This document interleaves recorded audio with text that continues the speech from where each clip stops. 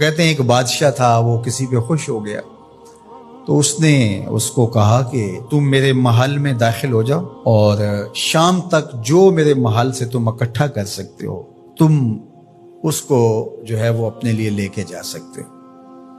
تو وہ جب محل میں داخل ہوا اس نے دیکھا کہ انواع و اقسام کے کھانے ہیں، طرح طرح کی چیزیں ہیں اور عالی نصب بستر لگے ہوئے ہیں، گو تکیے لگے ہوئے ہیں اور ہر طرح کی انسانی طبع کو لبھانے والی چیزیں موجود ہیں، نفس کے تلذذ کے لیے سارے سامان موجود ہیں۔ تو وہ گیا اور اس نے انواع و اقسام کے کھانے کھائے اور کھانے کھا کے اور مختلف وہاں انواع و اقسام کے مشروبات پیے اور ایک گاؤ تکیے سے ٹیک لگا کے ان نظاروں کو دیکھنے لگا۔ ایسی مستی چڑھی کہ آنکھ لگ گئی۔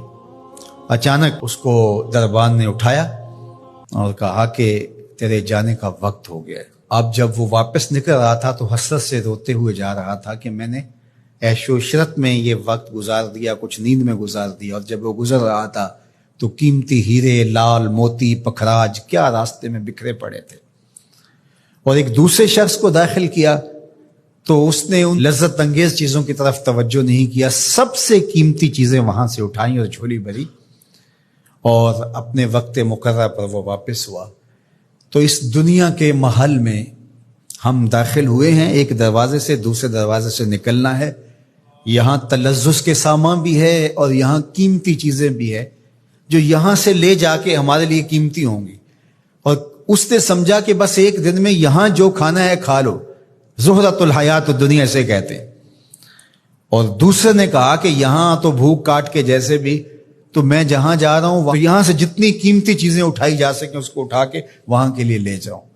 اب اس دنیا کے محلے میں اترے ہیں، یہاں سے عیش و عشرت کر کے جب اچانک موت کا فرشتہ کہے گا تیرا وقت ختم ہو گیا، آ جا، اور پھر خالی ہاتھ ہوگا، پاس کچھ بھی نہیں ہوگا، دامن بھی خالی ہوگا۔ اتنا کچھ تھا، ایک سبحان اللہ کا ہی اتنا وزن تھا کہ میزان بھر جاتا ہے، الحمدللہ کا ہی اتنا وزن ہے کہ زمین و آسمان کے درمیان جو جگہ ہیں اس کی جزا سے بھر جائیں۔ لیکن ہم دنیاوی تلذذ میں رہے اور تھوڑی سی زندگی تھی، جب فرشتے نے جھنجھوڑا تو آنکھ اس وقت کھلی اور یہ کیا کر دیا ہم نے۔ لیکن جو اللہ کے بندے ہیں وہ کہتے ہیں کہ یہ تو آخرت کو جمع کرنے کی کھیتی ہے، یہاں جتنا کچھ جمع کر لیں۔ اصل یہاں سے کیا اٹھا سکتے ہیں، ہر شخص کا اپنا انتخاب ہے کہ وہ کیا اٹھائے گا۔ اپنے لیے وہ ابدی چیزیں اٹھائے گا جو ان کے لیے ختم نہیں ہوں گی، یا وہیں کھا کے وہیں چھوڑ کر کے اور اچانک مستی میں چلا جائے گا اور پھر فرشتہ اس کو جھنجھوڑ کے کہے گا اٹھ تیرا وقت پورا ہو گیا ہے۔ اللہ اکبر۔ فرمایا ہر شخص جب صبح کرتا ہے تو اپنی سانسوں کے ذریعے سے کچھ خریدتا ہے۔ اب اس کی مرضی ہے، چاہے آزادی خرید لے، چاہے گرفتاری خرید لے، چاہے خیر حاصل کر لے اور چاہے شر حاصل کر لے۔